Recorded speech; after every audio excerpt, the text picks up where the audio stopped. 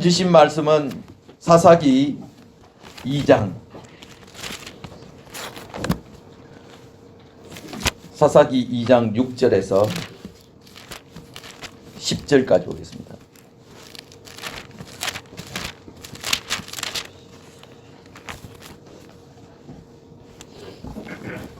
(6절에서) (10절까지) 한 절씩 교독하시겠습니다. 전에 여호수아가 백성을 보내매 이스라엘 자손이 각기 그 기업으로 가서 땅을 차지하였고, 백성이 여호수아의 자손을 공격하고 여호수아의 생산자들을 여호와께서 이스라엘에 가르치시고 모든 그들을 혼자의 사신할 동안에는 여호와를 섬겼더라. 여호수아의 종 눈의 아들 여호수아가 110세에 죽음에 우리가 그의 기업의 때문에 그를 다시 마사손 이난 뱃에 장사하였고.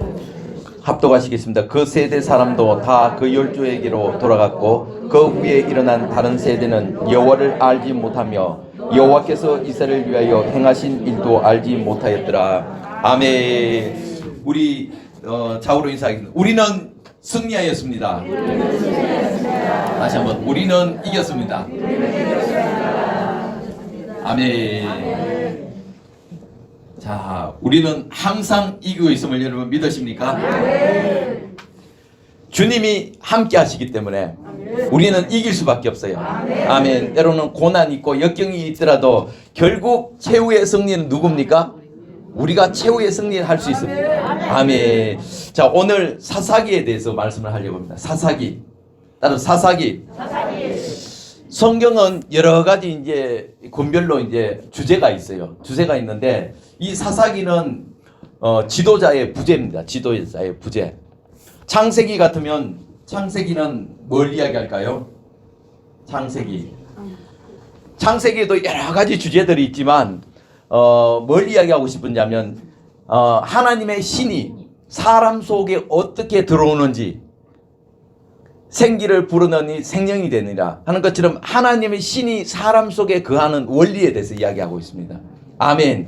그리고 이제 출애굽기는 뭐냐면 이제 사람이 타락을 하게 돼서 이제 그렇게 됐는데, 이 출애굽기는 말 그대로 이제 세상에서 빠져나오는 원리.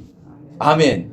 이제 구원받는 원리에 대해서 이야기를 하고 있습니다. 아멘. 그럼 레위기는 이제 구원받은 성도가 하나님과 교제하는 5대 제사를 통해서 하나님과 어떻게 예배하고 어떻게 교제하고 어떻게 살아가는 그 원리에 대해서 나옵니다. 아멘. 그 다음 민수기는 이제 그 하나님 백성이 가나안 땅에 이제 들어가잖아요. 들어가는데 이 싸움은 육의 싸움이 아니라 영적인 싸움이기 때문에 어떻게 하면 싸워서 이길 수 있는지 조직을 만드는 거예요. 이 조직, 어떤 조직요? 우리가 지금 1000만 명 조직을 지금 만들고 있잖아요. 근데 이 조직이 하나님의 원하는 공적인 조직인가 아니면 사조직인가? 사조직이 일어나면 안 돼요. 그죠? 이 조직을 하나님 원하는 조직이 탄탄하게 이렇게 돼야 되는 그 조직을 갖추는 원리에 대해서 나옵니다. 그러면 이제 신명기는 가나안 땅에 들어가면 그리스도의 안에서 누릴 풍성함, 예수 안에 가나안 땅에 들어가면 이제 누릴 풍성함, 그것을 이제 나타내고 있습니다. 아멘. 그리고 여호수아는 이제 천년왕국, 가나안 땅에 들어가면 땅을 나누잖아요. 각 지파별로 땅을 그려오라 해서 다 그려오는데 그 땅을 이제 그리는데, 이것은 이제 우리가 천년왕국에 들어갔을 때 하나님이 우리에게 어떤 사람이 10고울을 주시고 5고울을 주시고 하나님의 땅을 나눠서 이 나누는 천년왕국에 대해서 이야기하고 있습니다. 아멘. 그럼 오늘 이 사사기는 뭐냐면 그리스도 안에서 누리는 원리, 그 어떻게 하면 그리스도 안에 우리가 누리는 삶을 살 수 있는 그 원리에 대해서 이야기하고 있어요. 아멘. 그래서 사사기가 이 지도자라 그래요. 지도자. 그러니까 지도자가 세워져 있느냐, 지도자가 있느냐 없느냐, 그 통치자, 지도자, 통치자, 이것을 이야기하거든요. 근데 지금 이제 여호수아를 통해서 가나안 땅에 이제 들어갔잖아요. 들어가서 이제 하나님의 약속을 받고 믿음으로 나아가면 땅을 다 정복할 수 있었는데, 그러나 두려워하고 그들은 철번기를 갖고 있고 안악자손이고 덩치가 크고 하니까 하나님 분명히 출애굽할 때 각종 재앙을 통해서 하나님 함께하며 하나님이 싸우고 하나님 다 물리치는 것을 봤거든요. 그 애국 백성들을 그 군대들도 하나님이 홍해 다 몰살시키는 걸 봤고 다 경험했어요. 그러면 그 약속을 붙들고 이제 믿음으로 나가면 뭐 아낙자손이 뭐 나오든 네피림이 나오든 이길 수 있잖아요. 근데 막상 가서 보니까 두려운 거예요. 그래서 타협하기도 하고 쫓아내지도 못하고 땅을 얻지도 못하는 족속도 있고 그렇게 됐다는 거예요. 그래서 이 여호수아가 있을 때는 하나님께서 함께 했다는 거예요. 우리 2장 7절 읽겠습니다. 자, 2장 7절 시작. 백성이 여호수아에 사는 날 동안 여호수아 뒤에 생존하는 장로들 곧 여호와께서 이스라엘을 위하여 행하신 모든 큰 일을 본 자는 사는 날 동안 여호와를 섬겼더라. 그러니까 여호수아가 살아 있을 때, 혹 죽은 이후에도 그때 함께했던 장로들, 지도자들이 있을 때는 누굴 섬겼다? 여호와를 잘 섬겼다는 거. 사는 날 동안은 잘 섬겼습니다. 자, 8절 읽겠습니다. 시작.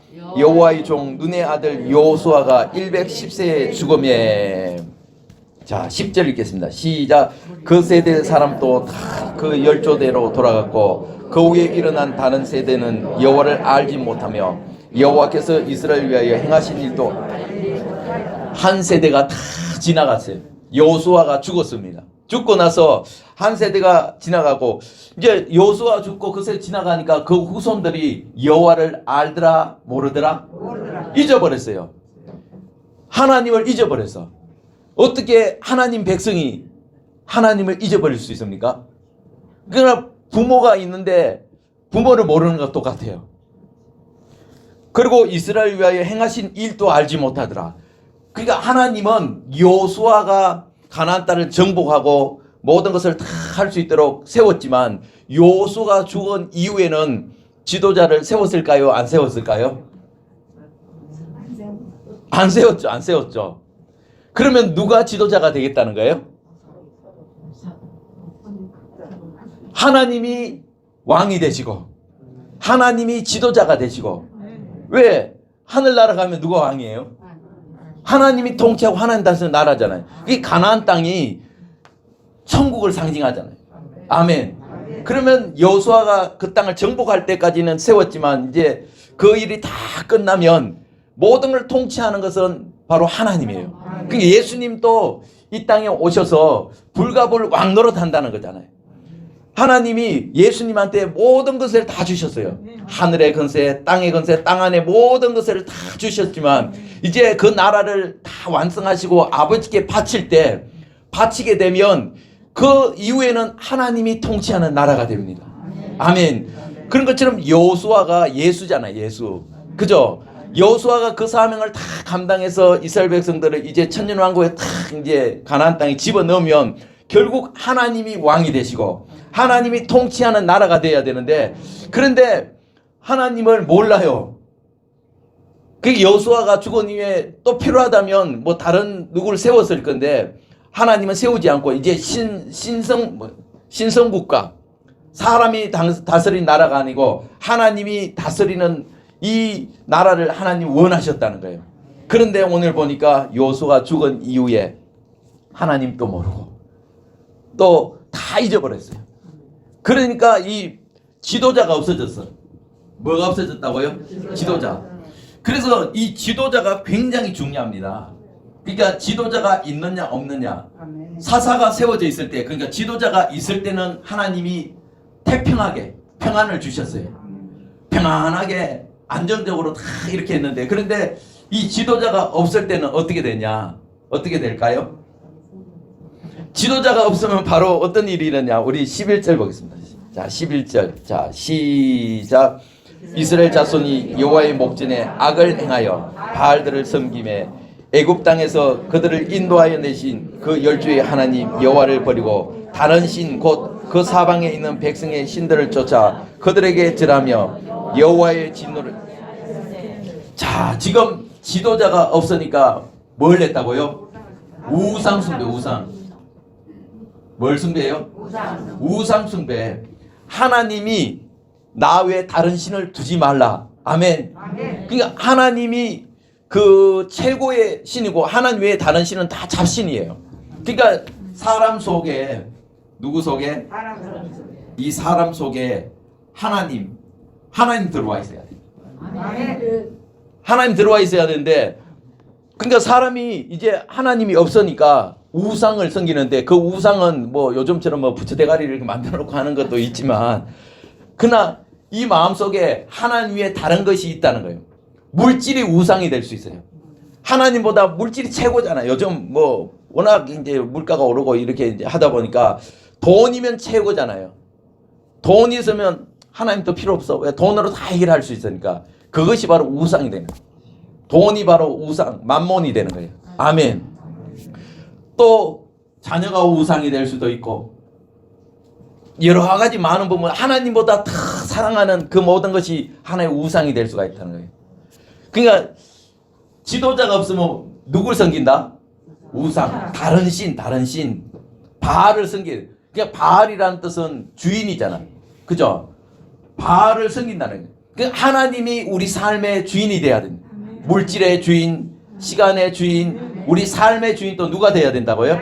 하나님이 주인이 돼야 되는데, 하나님이 이 자리에 떠나버리면 바로 이 사단, 마귀, 우상을 섬기게 돼 있어요.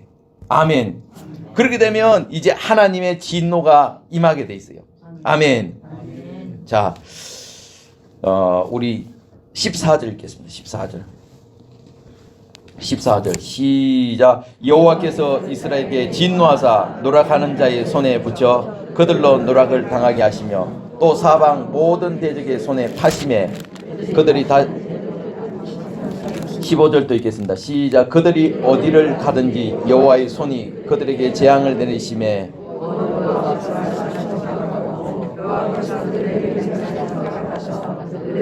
괴로움이 심하였더라. 그러니까 하나님의 진노가 임하니까 하나님은 사방에 있는 대적들, 그 주변에 있는 나라들 있잖아요. 블레셋 같은 이런 나라들, 그들이 이제 옆구리에 가시가 되고 올무가 되고, 그리고 하나님이 대적의 손에 팔아버렸대. 어떻게 했다고요? 하나님이 이스라엘 백성들이 하나님 말씀대로 살지 못하고 하나님을 최고로 섬기지 못하고 우상 숭배하니까 하나님은 그 주변 나라에게 팔아버렸어. 파심에 이렇게 나와요. 그들이 다시는 대적을 당치 못하였으며 그들이 어디를 가든지 여호와의 손이 그들에게 재앙을 내리시며, 그러니까 모든 재앙과 그런 환난은 하나님의 주권에 있어요. 하나님 팔아넘기면 악한 원수가 우리를 해할 수밖에 없고 우리를 상하게 할 수밖에 없고 고난을 당할 수밖에 없습니다. 아멘. 오늘날 한국 교회가, 대한민국이 왜 이렇게 어려운 거 이제 아시겠어요? 왜 그런 것 같아요? 하나님을 온전히 섬기지 못할 뿐 아니라 이 지도자를 잘못 세워서 그래요. 대한민국은 누가 세웠습니까? 그리고 하나님 세웠는데 누굴 통해서? 이승만 대통령, 초대 대통령, 건국 대통령 이승만을 통해서 대한민국을 세웠다는 거예요. 4개 기둥에 의해서, 특별히 기독교 입국론, 그죠? 그것을 통해서 세웠기 때문에 오늘날 대한민국이 이렇게 잘 사는 겁니다. 이승만이 없었다면 우리는 지금 또 종의 멍에를 메고 있을 뿐 아니라 자유민주주의, 자유라는 것을 경험하지 못합니다. 아멘. 이승만 대통령이 바로 성경 위에 대한민국을 세웠기 때문에 오늘날 우리나라가 이렇게 살 수 있는 거예요. 북한에 보세요. 김일성을 세워놨더니 지금 어떻게 됐어요? 거지의 나라가 되잖아요. 거지의 나라가. 그 당시에 김일성, 북한이 더 잘 살았어요. 우리보다 훨씬 잘 살았거든요. 그 당시에 우리 남성교회도 102살 되시는 그 집사님 한 분이 계셔요. 이분은 평양에 살다가 내려왔거든요. 몇 살이라고요? 102살인데 아주 정정하셔요. 그때 그분 이야기는 평양 북한의 곳곳 골목마다 다 교회가 다 있었다고. 교회가 가는 곳마다 교회가 다 세워져 있고, 그 당시에 평양이 제2의 예루살렘이라 할 정도로 그렇게 복음이 그게 번창되고 복음을 통해서 성장했다는 거예요. 아멘. 근데 지도자 이 김일성이 딱섬으로 인해서 이 지도자, 이 교회 목회자들이 영적 분별력이 있어야 되는데 그 분별력이 없어져서 이 김일성하고 같이 짝짝꿍해서 하다 보니까 북한이 저 지경이 되어버렸습니다. 오늘날 마찬가지예요. 오늘날 목회자들도 이 시대적인 분별을 하지 못하고 하나님의 말씀대로 선포하지 못하고 하면 우리나라도 북한꼴 날 수밖에 없어요. 성경에 보면 하나님 세웠던 뭐 7 교회라든지 소아시아 7 교회라든지 또 착상했던 그런 데가 보면 전부 다 이제 다 망해버렸잖아요. 그리고 예수 잘 믿는 이 러시아 같은 거 이런 그런데도 지금 공산화가 돼버리고 그렇다면 그 역사를 보면 알 수 있듯이 우리 대한민국도 하나님 말씀 살지 못하면 잘못 빨갱이 나라 될 수밖에 없어요. 지금 다 돼가고 있잖아요. 아멘. 그것 때문에 하나님은 우리 정광훈 목사님 세우셨어요. 사사를 세우셨어요. 그런 것처럼 영적인 정광훈 목사님 세웠기 때문에 지금 그 일을 지금 외치고 있는데도 깨닫지 못해요. 영적인 눈을 뜨지 못하고 있습니다. 그러니까 사사가 세워지면 이 지도자가 있으면 태평할 수가 있어요. 그런데 사사가 없으면 어떻게 되느냐? 고난과 환난 찾아와요. 하나님은 무덤 속으로 집어넣어버려요. 어디 집어넣는다고요? 무덤 속에 집어넣어. 고통 가운데 집어넣어버린다니까요. 그러니까 오늘날 우리가 물질의 무덤에 들어가 있는 사람이 있어요. 또 질병의 무덤에 들어가 있는 사람이 있고 또 가정의 무덤이 돼 있는 사람이 있고 자녀 때문에 무덤이 돼 있는 사람, 환경의 무덤, 여러 가지 무덤 속에 다 들어가 있는 사람이 왜 집어넣냐? 하나님을 몰라보고 우상 숭배를 하기 때문에. 무덤 속에 들어가면 힘들어요? 좋아요? 힘들어요. 그러니까 이스라엘 백성들이 하나님이 이제 무덤 속에 다 집어넣으니까 주변 나라들이 쳐들어와서 이제 지금 가을철이 됐잖아요. 이제 추수할 때 되면 와서 다 썰어가 버려요. 먹을 것 없어져요. 가난이 찾아오고 질병이 창궐하고 그러니까 이제 하나님 찾게 돼 있어요. 하나님께 부르짖게 돼 있어요. 회개하게 돼 있습니다. 아멘.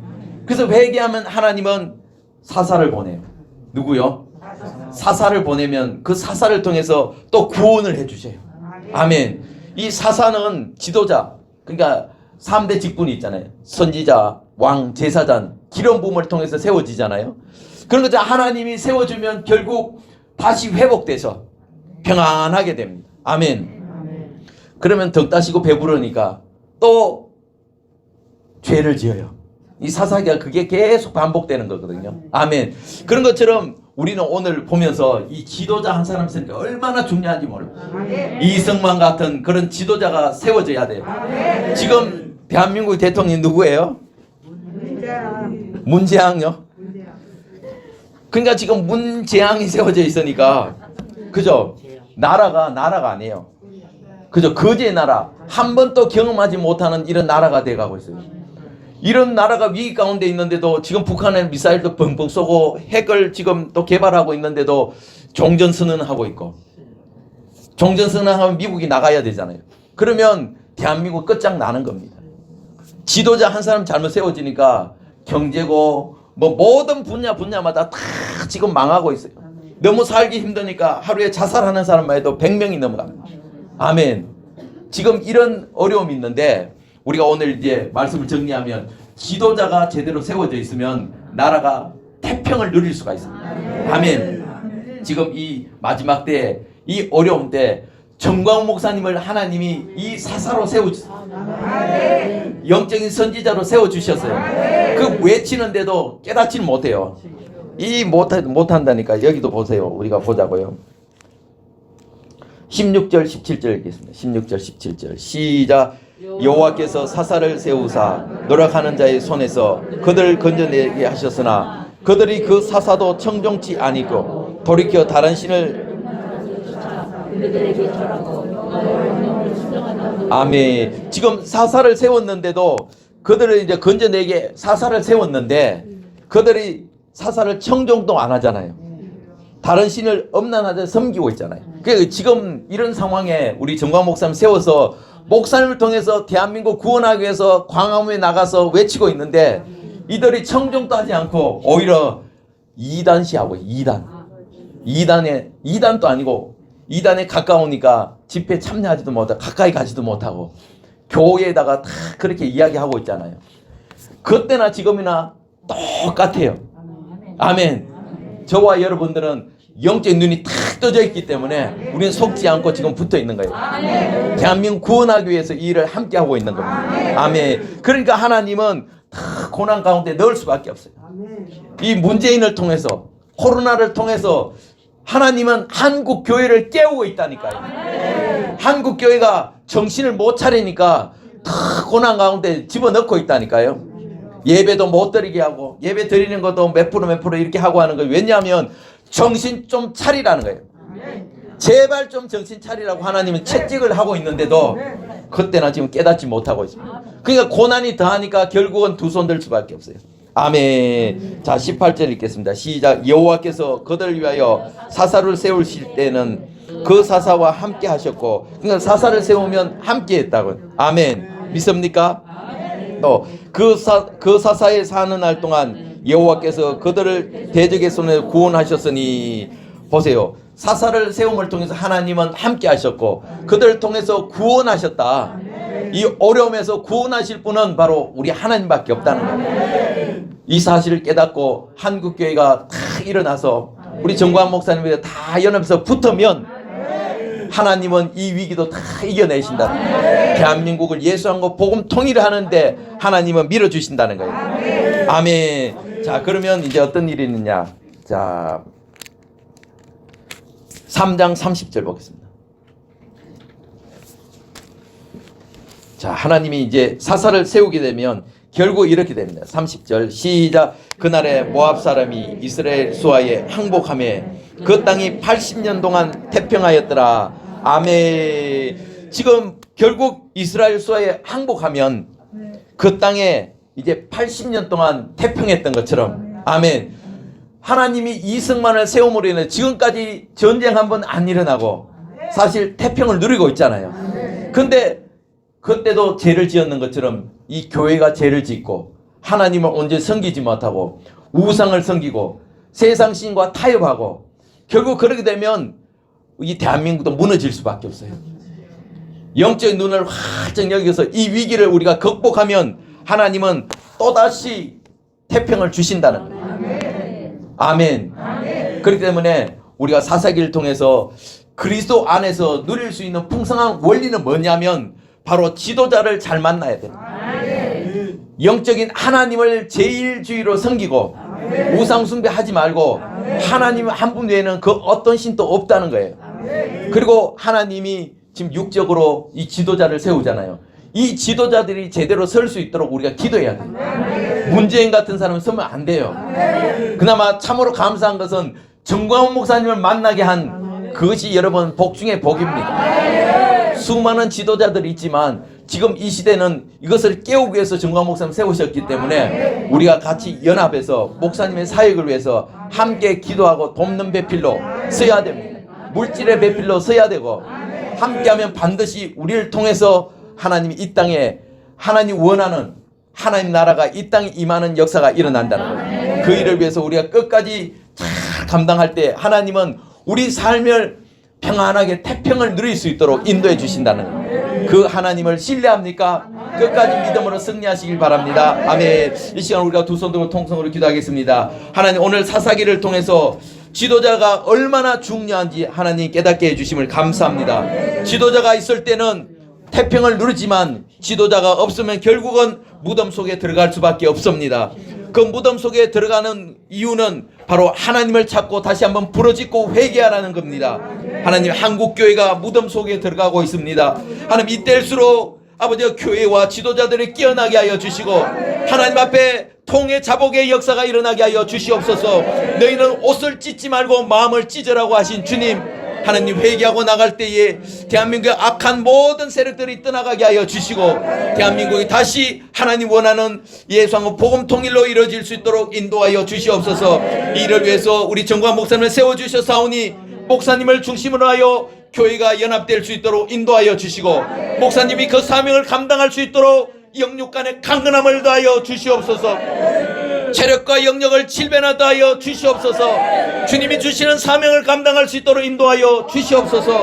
오늘 우리가 말씀을 들고 또 함께 기도하길 원합니다. 하나님, 우리도 목사님의 사역을 도와서 끝까지 승리할 수 있도록 붙들어 주시옵소서. 주여 삼장하시고 통성으로 기도하시겠습니다. 주여 주여